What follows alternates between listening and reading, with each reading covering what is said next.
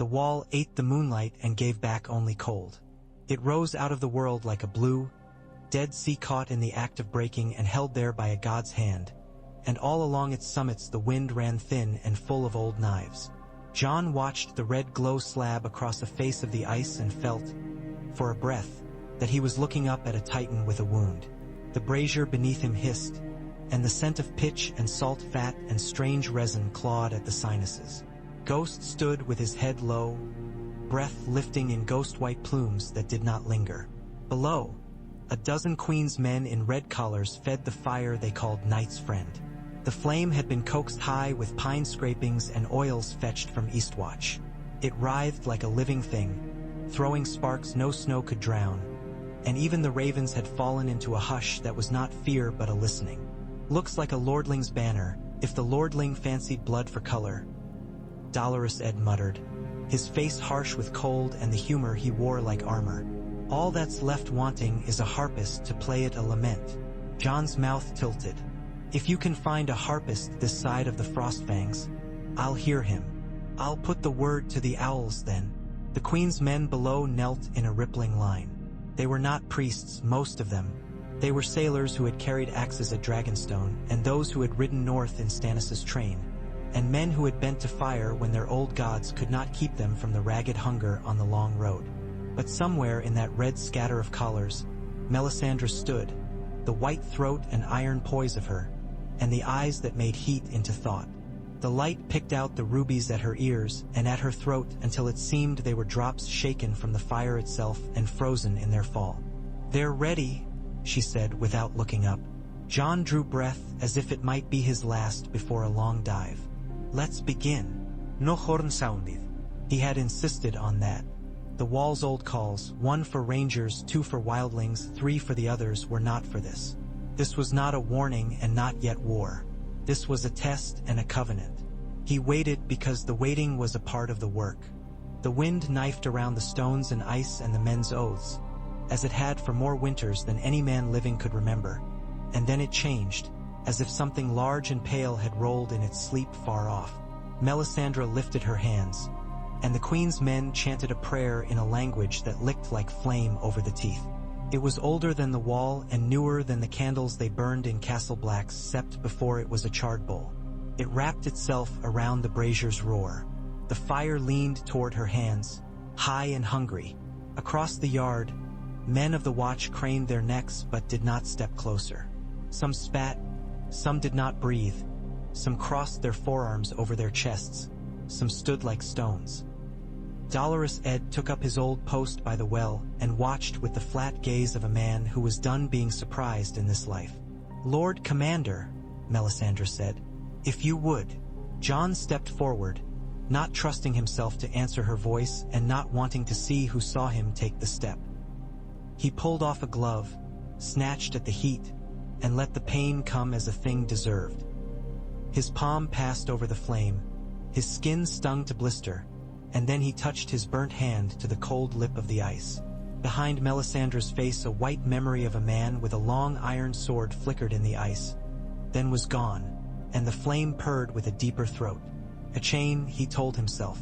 The work was a chain.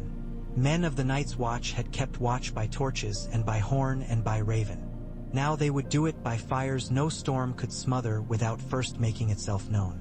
Melisandre had laid the thought before him like a piece of meat. "Your wall is old and hollow and underpeopled. My priests have fire in them. Let the Lord of Light be your eyes." He had not said yes. He had said, "What would it take?" To which she had smiled in her private way and answered, "Willing flesh and oil and wood, and the discipline to feed a god without expecting the god to kneel." Since then, ravens had gone to Eastwatch and the Shadow Tower, to Deep Lake and Queensgate, as far west as the Shadow Tower's reach and as far east as the sea could hug the ice, and farther still to cities that scoffed at snow. It was not a thing to be done quickly, and yet John knew the bite of winter on the back of his neck, and he knew that if he waited for a work like this to be done properly, he would wait until there were no hands left to lift a log. The flame climbed orange and then white. The ice kept its cold. Melisandre's eyes were full of both. "Look," she said. He bent, letting the blaze thicken to an ache in his eyes, and then he saw it. Not only their fire but another of it, a small bright coin of flame where the wall's shadow made the snow into bruises. Far east, at Queensgate, a brazier like this one climbed and tossed. Men moved darkly around it, and the shape of a woman's head was turned as if to listen. John breathed out. "They've lit theirs." "A fire answer to fire," Melisandre said. "So long as they feed it and keep its name." "Fire has no name." Her mouth too tilted. "Every name is its true name when spoken with a cut tongue." Now eastward. The blaze flickered again, and John's eyes made tear silver, then cleared. Farther east still, a smear of light more than fire. Snow was heavy there, the wind had its way. Then the smear sharpened into a heart. Eastwatch by the sea. He could see the steps up the watchtower as if his feet were on them, and a black shape pacing like a gull angry at the tide. Cotter Pike's stance was not like any other man's. John felt a tide of relief and of dread that he had no patience warming his hands at. This was possible, then. It was not trickery born out of one scarlet woman's vanity. Could be a chain. Melisandre's. Chant changed. John saw nothing and then saw west. A sullen red I shouldered up from beyond a broken crenel where the Shadow Tower's wall had never been properly mended. Dennis Mallister was a tall spare shadow at the parapet. His beard rhymed. His fairness stooped by weather but not spoiled. He stood with two men whose names John did not know. They moved in the red like moths. "3 are enough," Melisandre said softly. "The flame can carry farther, but the sight fatigues. You are not yet one of us." "I am not one of you," John said. "One of the Queen's men swallowed too loud and was elbowed for it." Melisandre never blinked. "We are not one of you either." The fire chattered, and in the chattering John heard a sound like sleigh runners crossing old lake ice and a woman's thin laugh, and he knew there was no lake nor woman, only his mind making names for things it could not bear.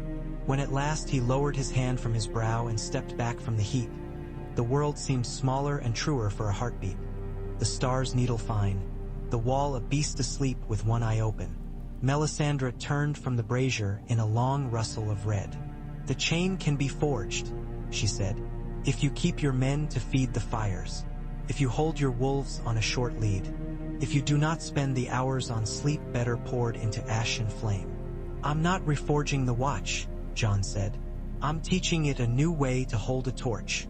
The torch is not held. The torch holds you." He let her have the last word because the last word was less weight than getting men to put the right timber in the right place and cleaving the oil and choosing which priest to send where.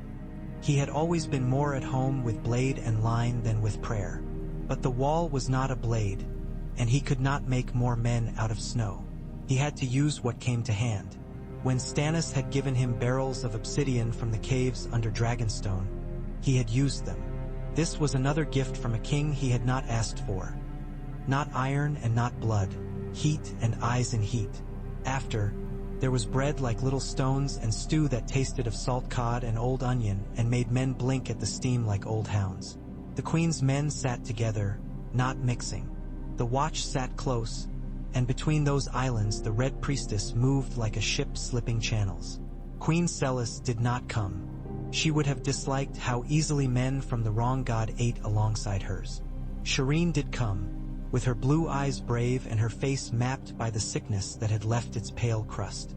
She kept her hands folded like a small queen's. John tilted his head to her and said, "Your Grace," and she smiled very fierce, which made him want to kill and die for her in the same breath.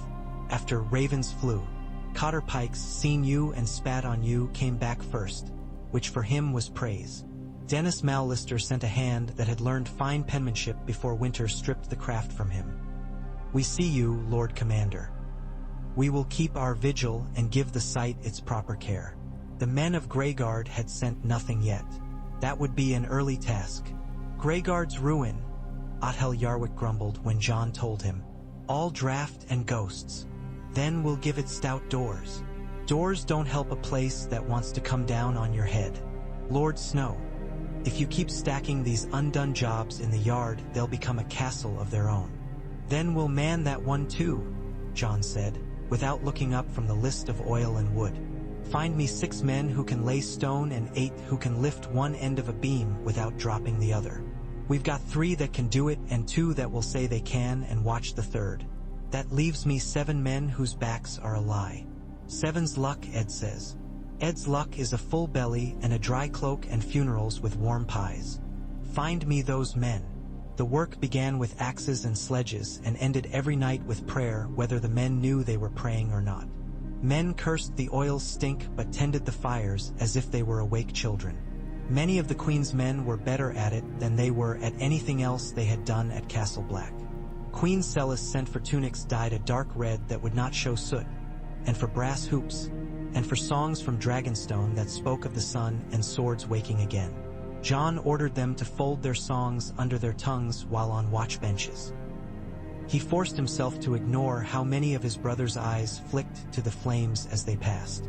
The first priest to be posted beyond Melisandre herself was a man of Volantis who had come north on a Lyci ship that had traded oil for fur and rumor. He called himself Morrow.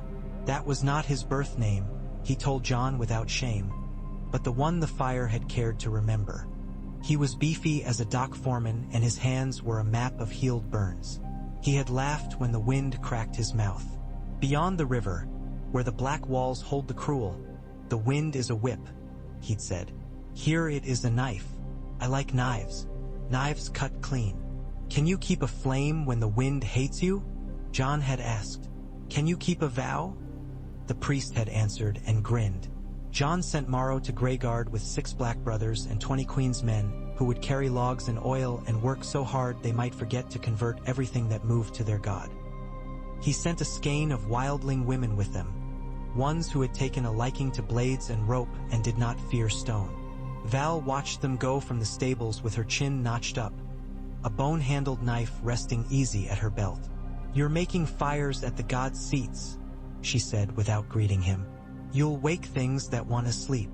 "We woke them already," John said. "We have to see them coming." She lifted her eyes to the immensity beyond the ice. Her hair tossed in the wind like a banner from a fallen keep. "You make a chain of fires, you make a chain." He smiled only with his mouth. "Chains hold.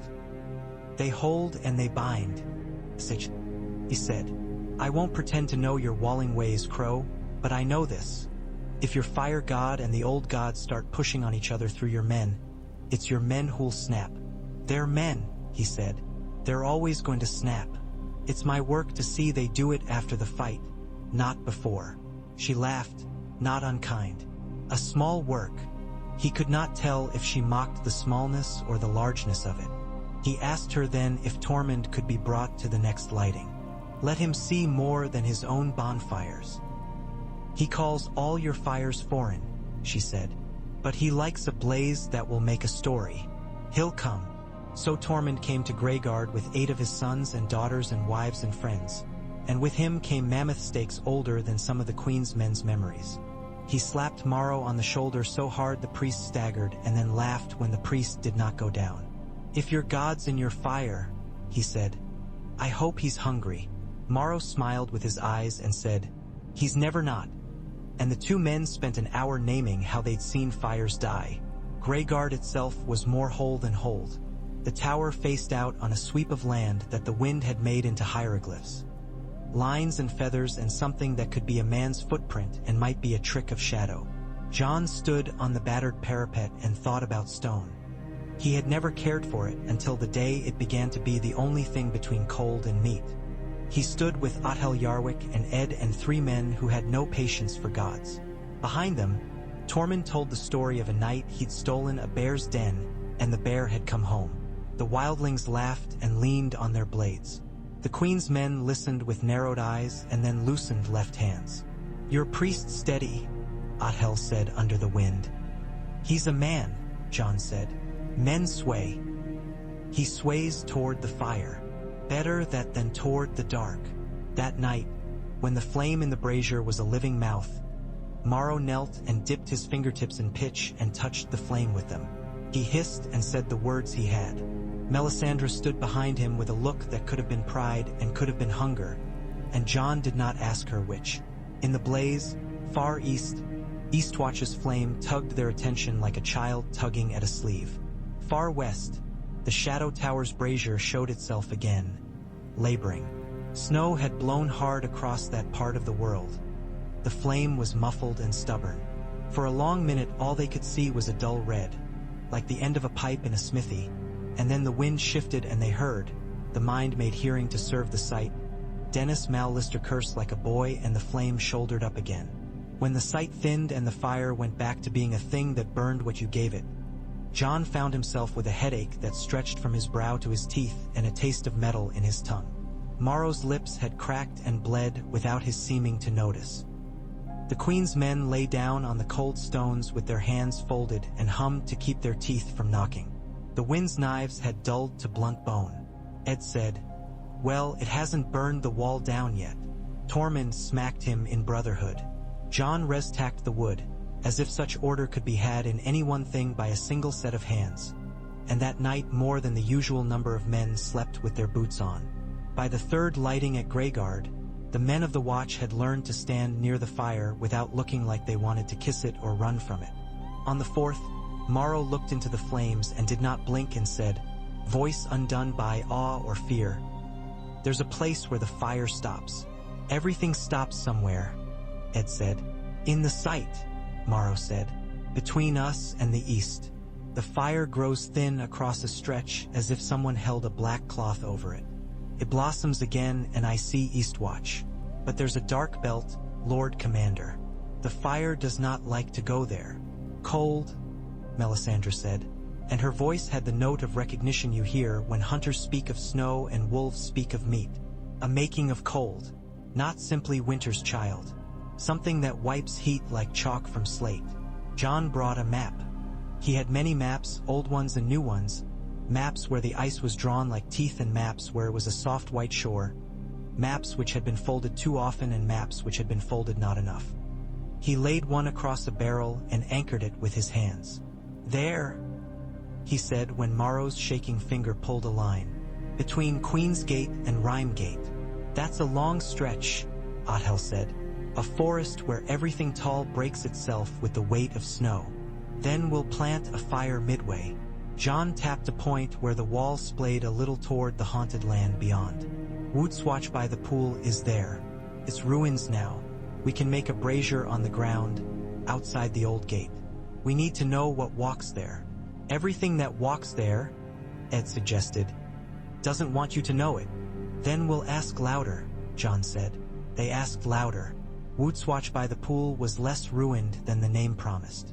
The body of it had collapsed and left a ribcage sticking up, stone ribs that caught snow like a trap. A frozen pool lay south of the wall like a cracked mirror. A dozen men lifted logs and casks. 24 more watched the trees. The wind hissed across the ice in a way that made some men step back because they had heard that sound before in other rooms. The brazier was iron with stout legs and a lip cunningly turned, part of a set that Queen Celis had ordered made. It looked like a thing to boil a giant stew in or to burn a saint in. It looked permanent in the way old knives look permanent. Morrow set a taper and said words, and the flame bloomed like a bruise healing. John stood with Ghost at his side and Melisandre behind him and Tormund just close enough that John could feel the heat of the big man. The flame did not climb the way all the others had climbed. Crawled along the lip like a lizard, lonesome. Then it hiccuped and shot up almost in anger, as if to say, "I am no lizard," and the light that leapt into the wall made the ice glow strange. In that miracle of light, the faces buried in the ice, no faces, no eyes, just the work of wind and melt and mind, seemed to seize their breath in surprise.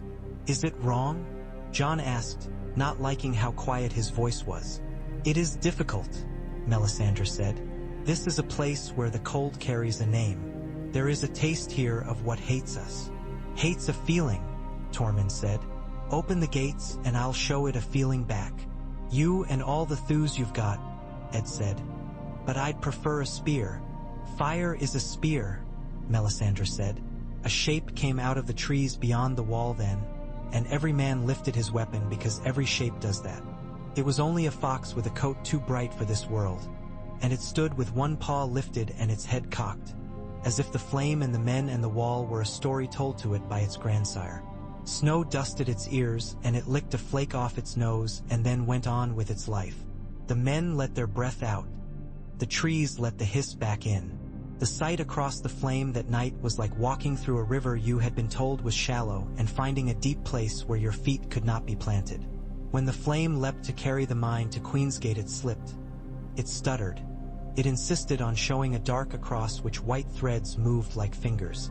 Morrow's jaw shook, and John heard Melisandre say, under her breath, a word he had only heard her say once before. A name not for a god but for the thing that God warred with. The Queen's men clutched their red collars. The snow bleached the night flat and then turned it again into depths, and John thought, not for the first time, we are very small things. After, when men lay with their hands resting on their knives and the fire's ash settled like old gray hair, Morrow slumped against the brazier and slept sitting, with his fingers curled as if holding a cup. John spread a cloak over him without thinking and brought his own head down against the stone. Not sleeping, watching the flame ease itself into long tongues. Melisandre stood with her eyes shut and her lips moving, as if speaking to a face behind their world. When she opened her eyes, she said, "They feel us." "They?" Ed asked. "All the North? That's a lot of them. Will we send thanks?"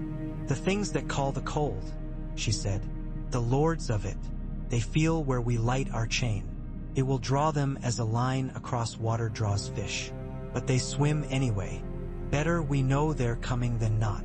Dolorous Ed rubbed his face. "Now we are bait," he said. "Always wanted to be bait." John sent new ravens.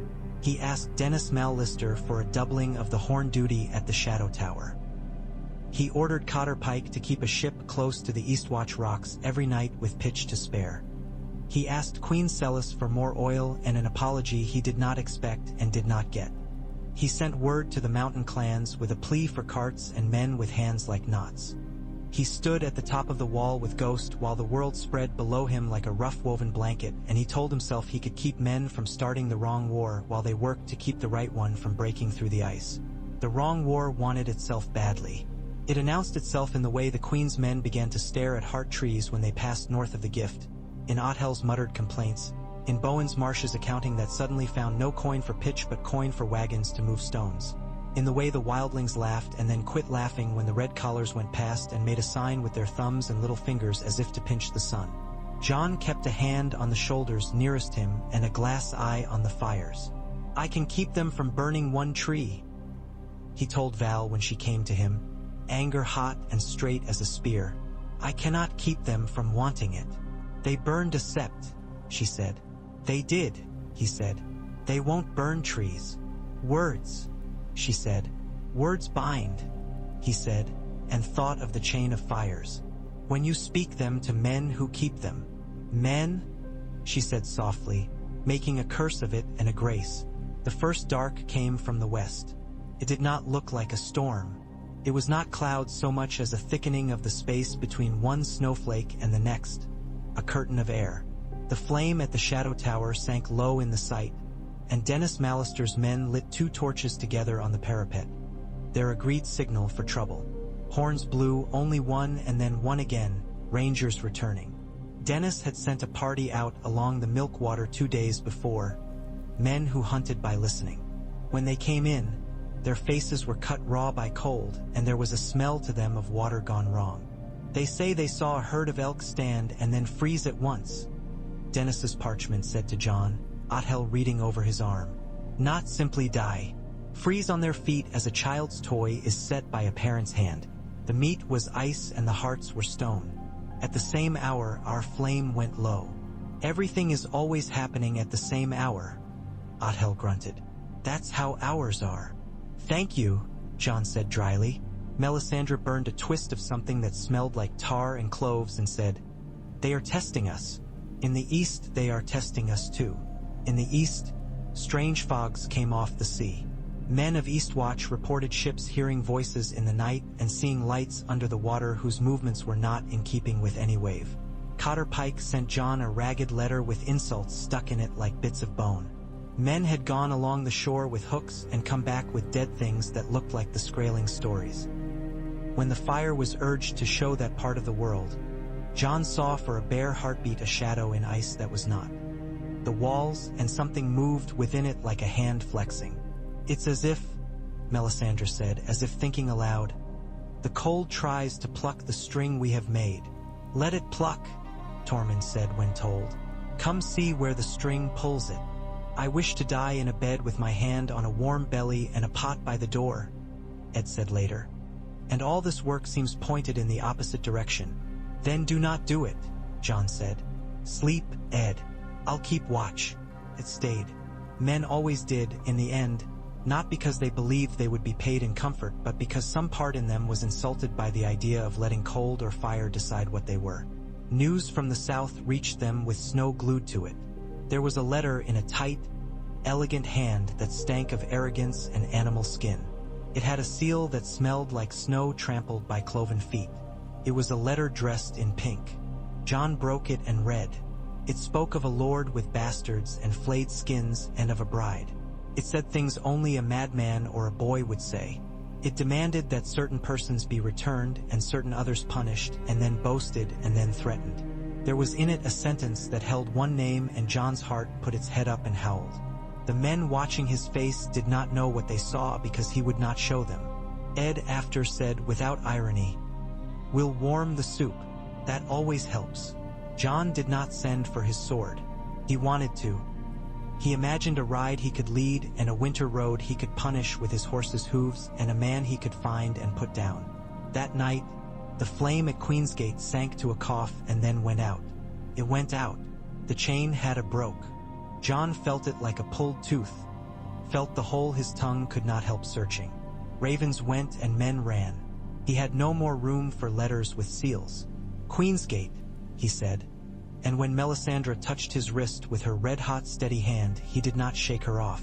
They found the brazier cold and the men around it dead. Their eyes glassed not with frost but with an absence that looked like metal in moonlight. There were no cuts on them.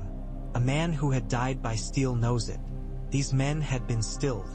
The queen's men bowed and murmured and called to their god, and the gods would nearby, a stand of ragged pines, stained by crows, seemed to suck in air.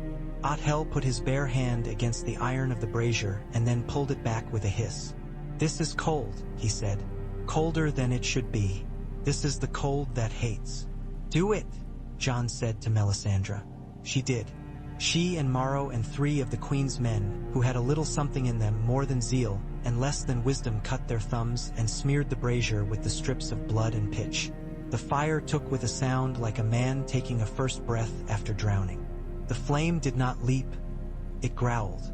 Everyone stepped back except Ghost, who stepped forward because he had his own ideas about what sound meant.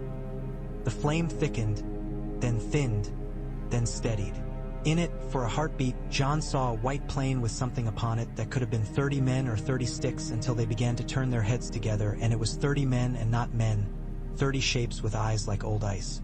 The sight went black, and the shock of that blackness made men cry out. Then there was light again, and the chain was linked once more. It was no small work to convince men that their fear had use. It was easier to bid them make torches and hurl them and watch how whites went up like stacks of leaves. It was harder to tell them that to look into flame was to bend the neck to something not themselves, and they could either bend before a fight or break in it. Jon did the work anyway. He set a word down in writing that men should keep the fires fed in squalls and in squabbles, and when the world seemed to be made of nothing but cold. He made Maro and Melisandre teach as if they were teaching boys to clean a sword. He forbade the burning of trees again. He took Bowen's marsh aside and said plainly, "This keeps our brothers alive." Bowens looked at him with that look that said he counted oat sacks when Jon counted lives. "Alive to what?" Bowens asked, not to be clever but because he did not see the question as new. "To keep a vow," Jon said. "I count vows by meal," Bowens said. "We have less meal. Ask Queen Celis for more." I asked. She said our God would give us meal if we bent our heads right. "Then bend your head enough to get meal, steward," Jon snapped, which was the wrong thing to say. Bowens's face went stiff with cold and pride and a long sore history. The wrong war wanted itself again. It had hands now, men's hands. It slid into a barracks and came out as a prayer spoken too loud. It surfaced in a corridor when a black brother pushed a Queen's man's shoulder too hard. It made men remember old loves and old gods and old kings. All this under a sky that stayed a hard gray sheet that, if punctured, bled only more gray. Then came the night that used up every hour it could find. The chain had been remade and remade. The fires burned. Men had put their skin and their little faith into them and learned to make that faith into something other than songs. The night came from the east this time, and it did not announce itself with thickened air. It came with a sound that no man could agree on after. One called it a swarm of bees sound. One said it was women laughing. One said it was a harp with its strings cut by a drunkard hand. All agreed it was a sound that said, "I am coming and your names will not stop me." Rhymegate's flame went thin. A horn sounded there once, twice, then died in the second note as if a hand had closed around it underwater. The sight into its brazier was not a sight. It was a hole. Men at Castle Black looked into their own fire and saw nothing in it, and that was almost worse than seeing a thing you could name. The chain bucked like a horse at a smell. Men spoke without knowing what they said. Morrow laughed and clapped his hands like a boy, then went and was sick in a corner. Then came back and lifted his sleeves in case the fire needed more blood. Melisandre's face went very still. "Now," she said, and Jon did not like that either. It sounded as if she had been waiting. He ran. He had a way of running on the wall that he had learned when it and ration bread were the only things that had not changed. The top of it was a road here and a ridge there and a knife everywhere. The ice hissed when the wind spilled across it, and the men's boots made it speak a dull language of scuffs. He ran, and the world's great cold ran with him, because a man cannot outrun his house. Ed ran. Tormund did not run so much as trample.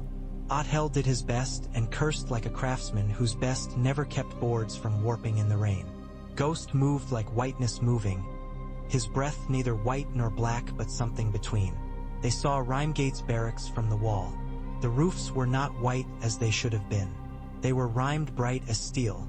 In that metallic sheen something moved, slipping along edges, making no mark, and Jon felt the hair rise on his neck. He could smell something under the cold, something too clean, the smell when snow falls into a fire and walks around on the coals. "Down," he said, and they went down, the lift creaking, ropes complaining, men holding pulleys like old friends. When the gate opened, the air met them like a hand to the throat. Men coughed with a sound like tearing cloth.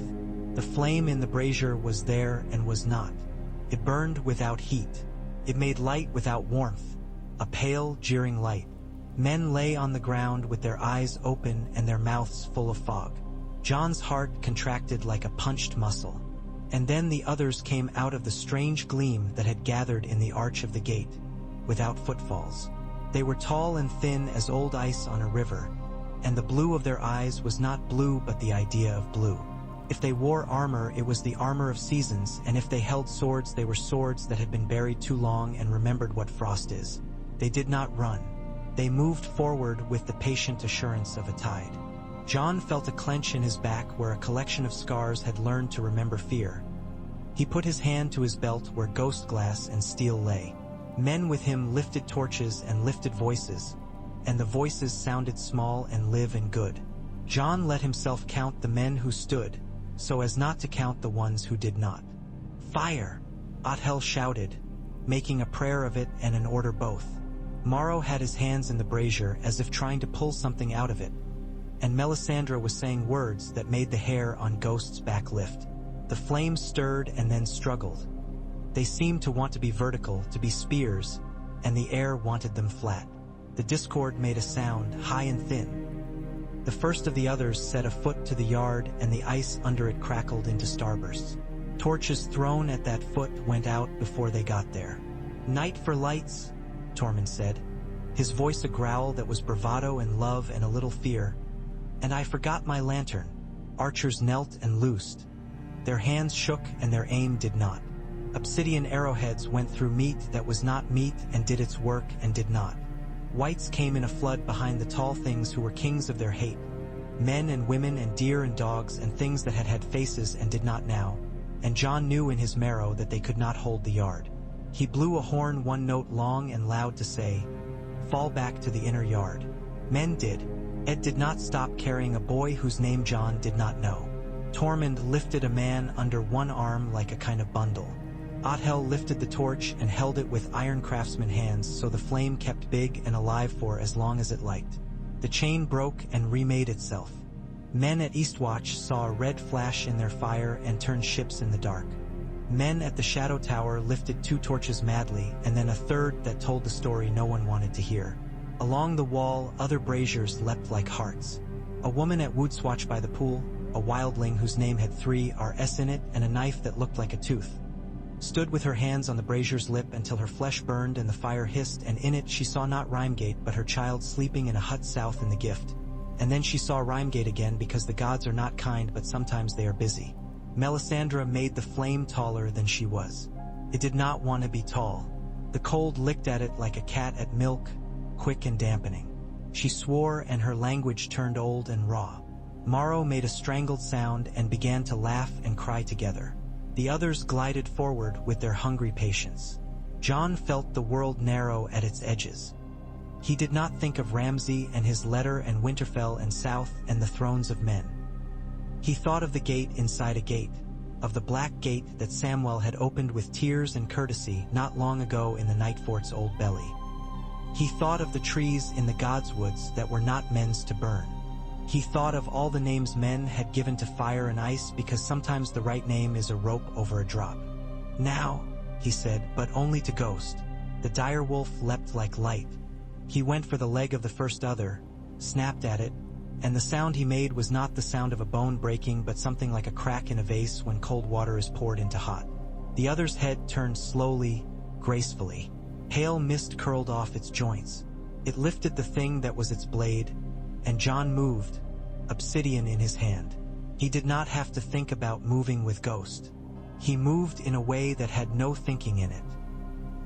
He put the dragon glass where the thing would be when it made its swing, and for a breath he saw his own face in the mirror of that cold blade. The boy who wanted to run down a different road, and then the glass went in and the other made a sound like glass drying. It drew back its blade and the blade hummed small. It took a breath like a winter that does not quite kill you. Then it stepped back one step and something like surprise moved through the eyes that were not eyes, and then this moved through the men like heat. A second step. "Press," John said, who would have said please to gods and men if he thought it would help. Men found that a thing that could be hurt could be hated. They moved their arms as if they were more than meat. A second other moved in with its polite cruelty, making no more of their fear than a king makes of the dirt around his boots. It lifted its blade and Morrow screamed a word and the flame rose like a thrown rope, and Ed, who hated ropes, yanked and there was light under the other's blade now. Light so raw John heard men whimper. The other shied back, delicate, offended, and Ghost leapt again and John moved and dragon glass sang. The whites were not offended. They kept coming because their feeling had been taken from them, and now they were the feeling of a colder thing.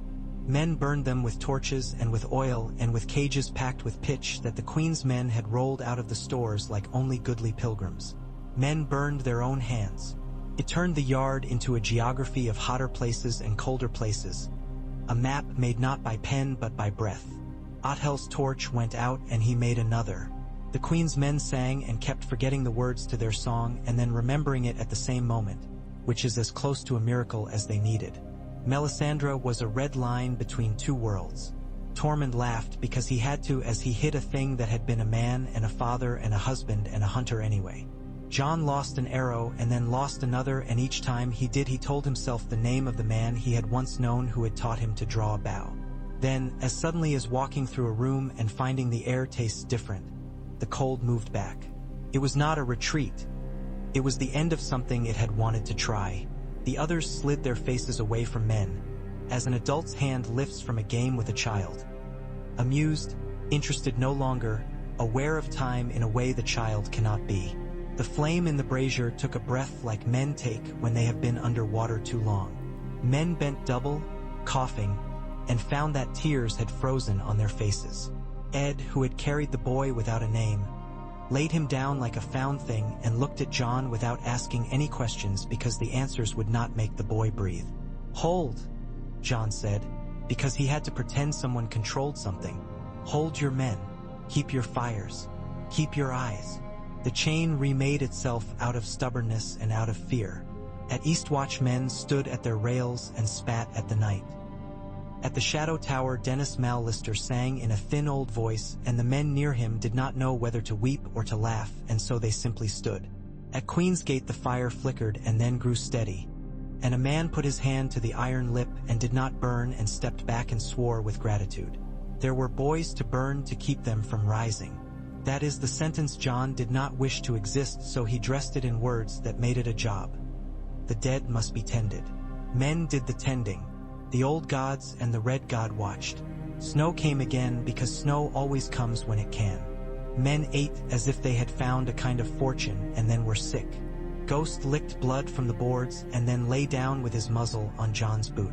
John bent and put his forehead to the wolf's forehead and spoke no prayer there because he had already whispered all the ones he knew. When the morning was a pale dish that a man could have dropped without noticing, Melisandre came to him with ash in her hair. She said, "The chain held. It didn't break us," he said, which was not the same. "It taught them where to pull," she said, "and it taught us where to push. They are not gods. Neither are we." "Don't ever say we are," John said, and then closed his eyes because he was too tired to keep them open and too stubborn to sleep. There would be letters again. There would be Bowen's Marsh with his inkstiff smile. There would be Queen Celis, coming down the steps with her graceless convictions and her small queen, whose smile made men think of warm bread. There would be Tormund and his laugh and a half-dozen new dead who had been his kin in some loose way. There would be wildlings whose days had to be explained to them, as if days are things that need explanation. There would be oil to count and wood to haul and pitch to boil and iron to pour around brazier legs. There would be another night. There was the wrong war again, too, because men's hands like to make trouble while their minds are on work. The Queen's men took more comfort at the brazier than in beds.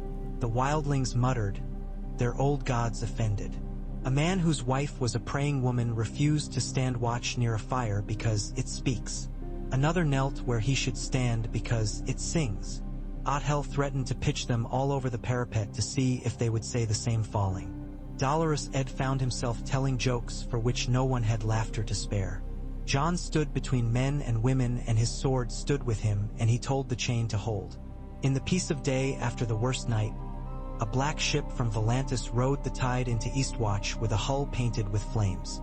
Cotter Pike, who loved all ships that did not sink and only a few men, glared at it as if its paint were vanity.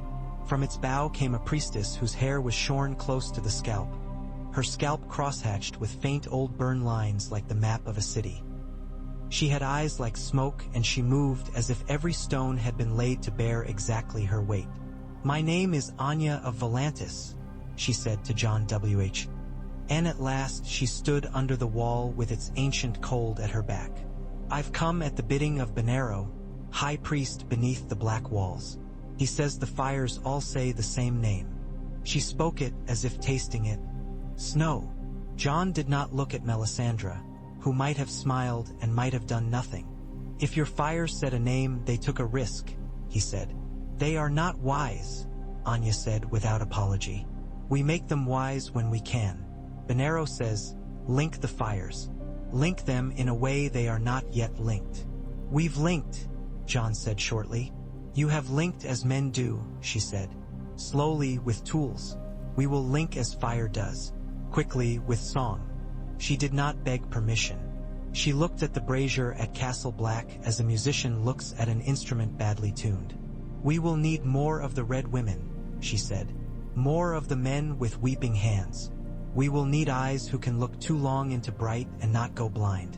The Lord of Light blesses your stubbornness, Snow. He now needs your obedience."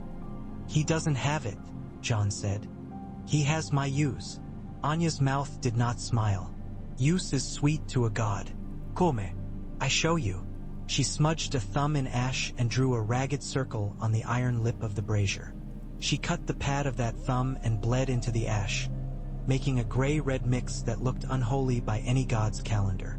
Melisandre watched with interest that did not betray jealousy, which Jon catalogued because it was a new thing in his day. Maro breathed through his mouth. Anya said a small thing, a word like the crack of a twig in autumn, and the flame flowered flat. That is what Jon saw, a flower, not a spear, a flower whose petals collapsed and made a cup. And in that cup was not Eastwatch and not the Shadow Tower, but a place that would have been nowhere but was now somewhere only because Anya's eyes made it so. He had a sense of the wall all at once, not as ice and stone and men but as an idea. A long white idea that cut the world into two parts. Along it were the beacons. She leaned and her hands lifted as a woman's hand lifts when weighing bread, and the beacons shifted, so gently he barely saw the motion. They were still along the wall. They were also not along it only. Each flame leaned toward its neighbors, and the cup of the flame held a hungering line. "You are casting a net," Melisandre breathed. No jealousy, only the reverence of a craftsman for another's work. "A string is a net when you teach it to cross itself," Anya said. "And a net is a hand when the thing in the water fits." She looked at Jon. "We will feel them before we see them now. We will feel the cold under the ice like the itch of a healing wound." "Wounds don't itch when they're healing," Ed said, because life compelled him. "They itch when you still need to keep your dirty fingers out of them." "Then keep your fingers out," Anya said, and for the first time smiled, briefly, so that Jon knew he liked her even while he distrusted her for not having the decency to look small under the wall. The net of flame found a thing the next night. It did not feel like a ship finds a shoal. It felt like a memory of being in a room when someone you loved died. The chain tensed. Men who had been taught to listen did. A dozen braziers quieted the way a hall quiets when the wrong man stands. Melisandre took a breath that made her rubies burn. Anya put her palm flat upon iron that should have blistered it and did not. "Between Rhymegate and Queensgate," Maro said, eyes wide. "There, on the wall?" Othel asked, alarm threading his voice because a craftsman hates any suggestion that the thing he loves could be gotten to. "Under it," Melisandre murmured. "The tunnels," Ed said. "Always hated tunnels. Nothing good happens under anything." "The Black Gate," Jon said. He led the way because he was the one who had to, whether or not there was sense in leading. The Night Fort's old belly had not gotten less hungry with time. It felt older than memory. Men's torches made its stones look like something's ribs. He took men he trusted because if you are to be betrayed you at least like the knife to be clean. Ed, Othel, two brothers with eyes that missed little and spoke less. He took Maro and Melisandre and Anya and Ghost. He took no Queen's men. He wanted the work to be the work of men who had said certain words long ago and meant them. Ghost knew the way. He did not like it and went all the same. The weirwood door was a face in white wood flowing out of black mud brick. Its eyes shut, its mouth shut, its tears dry. Samwell's hand had once touched it and the mouth had opened to the words of those old vows. Jon put his palm to the white wood where Sam had put it and felt the memory of his own vow. He did not speak it. It felt like saying the name of a dead friend in a room full of boys. The wood was warm as a thing that remembers summer.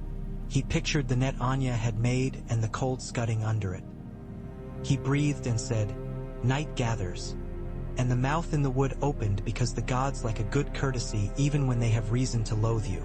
Cold bled out of the hole like a smell. It was not a place where men reassured each other with jokes.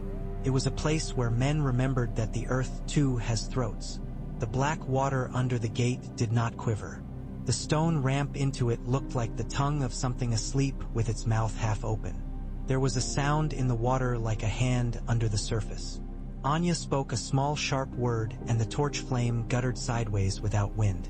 Melisandre raised both hands and said words like the ones she used when she gave men their visions but lower and stranger. Like a woman talking to a child she respected. In the light the water had a shape, a bulge, as if something just beneath leaned and watched. "Back," Jon said to his men, because men like him had once made a line there and he wanted to be in front of a line again. He held the dragon glass blade and fell.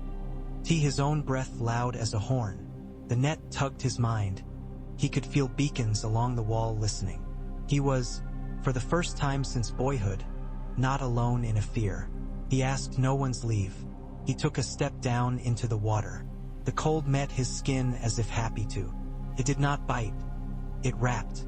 Ghost stood on the stone, hackles making the small stones look up and notice. John took another step and the water did not ripple. It was going to be one of those nights when he could only go forward because going back would be only slower forward.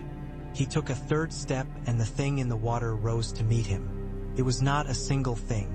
It was the suggestion of bodies bound as water binds weeds. Many shapes that were the shapes of men who had been told to sleep and did not. Their hair moving like weeds, their hands closed. Their faces were a memory someone had cut away from the thing that made all faces and stitched into this water. John did not swing. He was not a man to waste edge on water. He lifted his hand on that strange old dragon glass and held it as if to oath. He said sober the words he had said when he was a boy and not yet the thing he had become. Night gathers, and now my watch begins. The faces turned. It was not deference. It was attention. The water lifted. Anya's word cut the air like a small knife used to slice a bread crust so the bread can live. Melisandre's words ran alongside it, braided. The chain of fire along the wall. Men's hands and women's cracked lips and Queen's men's stubborn humming tightened. The water's gaze slid past John to it, just as a beast will ignore the man to watch what the man holds on a rope. "We have you," Melisandre whispered, and John did not know to whom she spoke. He stepped back, one step and another. The suggestion of bodies drifted. The cold that had been under the net drifted with it, away. The gate breathed again, if a tree can be said to breathe. Anya closed her eyes and put her hand to the wood as a child puts her cheek to her mother's knee. "They are learning us," she said softly. "Then teach them we bite," Ed said hoarsely, and everyone who heard him smiled because it made them feel they still inhabited bodies. They did, for now. That night they lit the chain with a solemnity that had nothing to do with pageant and everything to do with survival. Men of the watch wore their black as one wears wet wool. They stood while Morrow and Melisandre and Anya and 3 more red women who had arrived with skin marked by the accidents of fire walked the length of the wall that could be walked that night and sang in their different tongues until the flame across the brazier lips made a sound like bees that had found the right hive at last. The chain of fires took on a quality it had not had. It was not just a sequence of lights but a living line with a pulse. It would not stop the cold from trying, but it would tell them when it did and where, and it would thicken where the cold thinned it. Men slept better, some of them. Some slept worse. Some did not sleep at all, choosing to stare into flames until their thoughts turned transparent. Bowen's Marsh found more meal because the Queen's men came to him with sacks of grain, and he was a man to take grain even from enemies. Queen Celis watched the red women and the black men and did not trust anyone who smiled.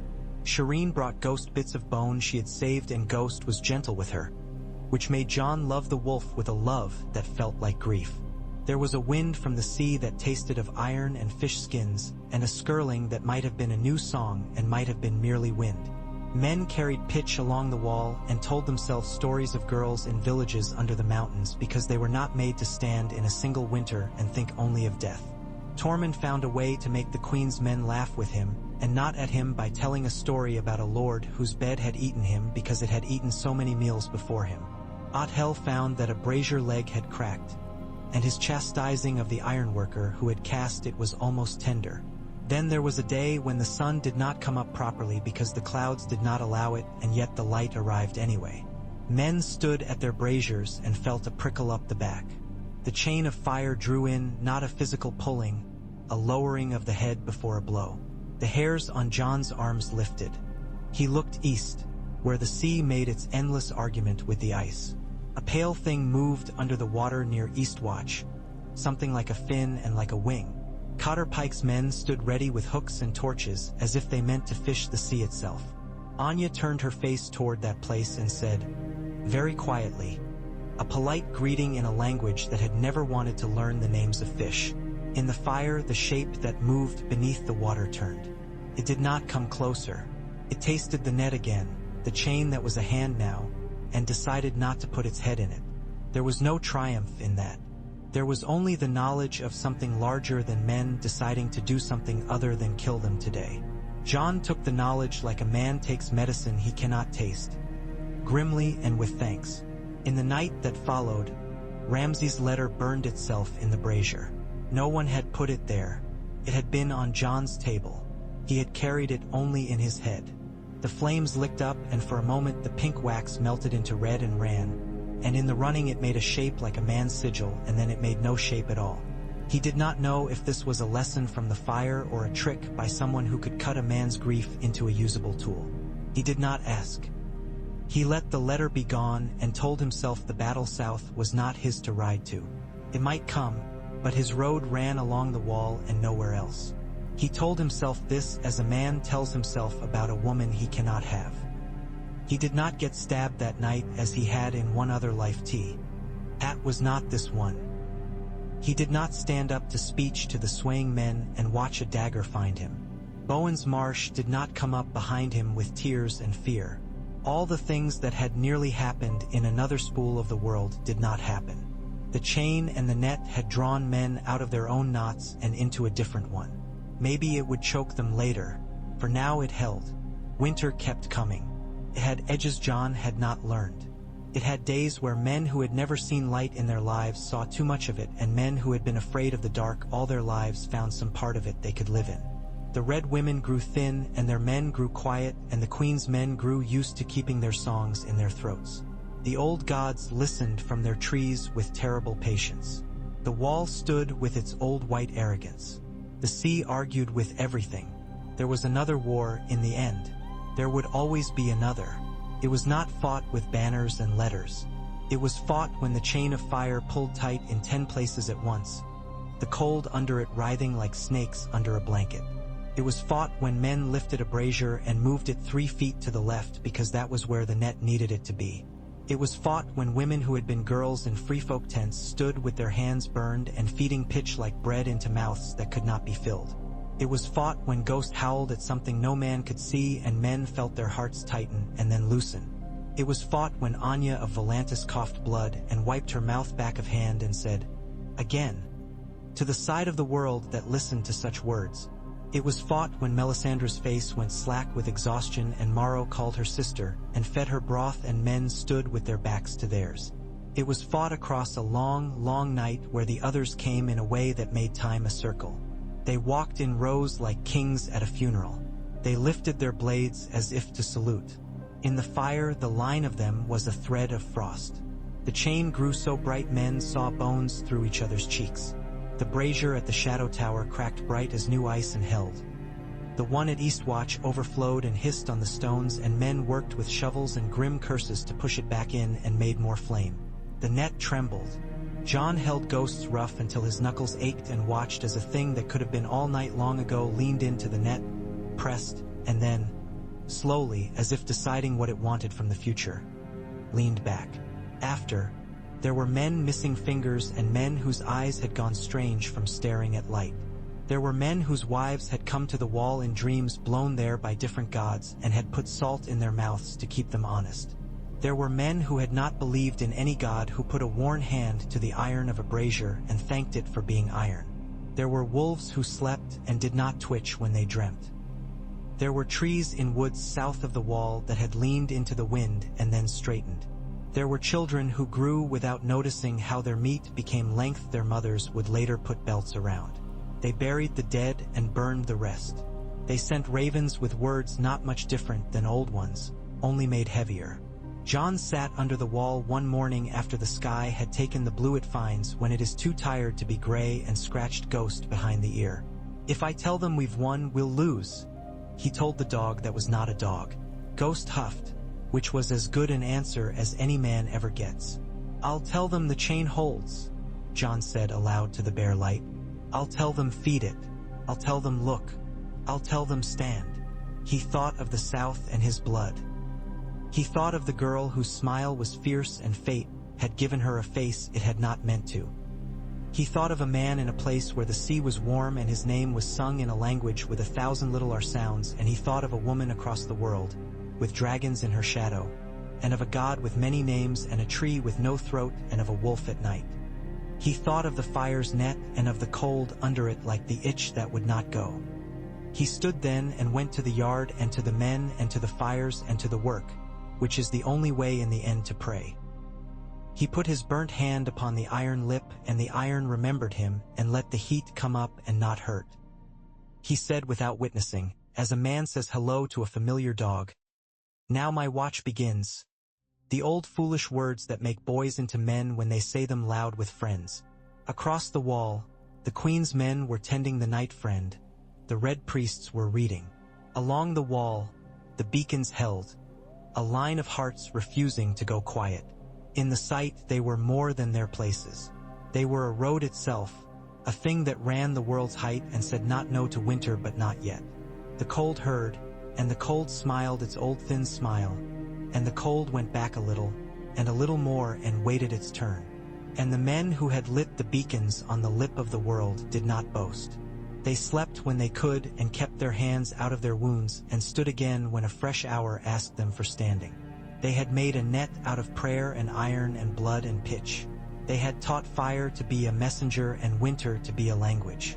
They had bought time, which is a good thing to be rich in when the world is poor in everything else. If the Lord of Light cared, he did not say.